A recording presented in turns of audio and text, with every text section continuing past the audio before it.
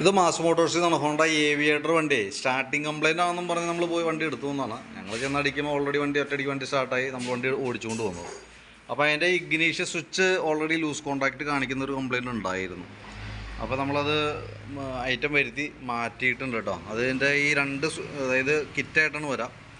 ഒന്ന് ignition switch assembly വരും, സീറ്റിൻ്റെ അവിടെ വരുന്ന ലോക്കും, അത് രണ്ടും കൂടിയിട്ട് സെറ്റായിട്ട് മാറ്റിയിട്ടുണ്ട്. അപ്പോൾ നമുക്ക് രണ്ട് കീ അതിനകത്ത് വരുന്നുണ്ട്. ഒരു കീ സ്പെയർ ആയിട്ട് എടുത്ത് വയ്ക്കാം കേട്ടോ. അപ്പോൾ നിലവിൽ ആ ഒരു കംപ്ലയിൻറ്റ് സ്വിച്ചിൻ്റെ ലൂസ് കോൺടാക്റ്റ് കംപ്ലയിൻറ്റ് ഉണ്ടായിരുന്നു.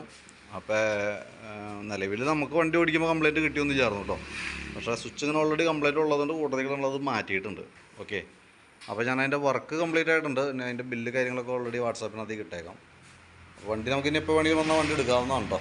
അപ്പോൾ ഞാൻ ബില്ല് അയക്കുമ്പോൾ കോൺടാക്ട് ചെയ്തോളൂ.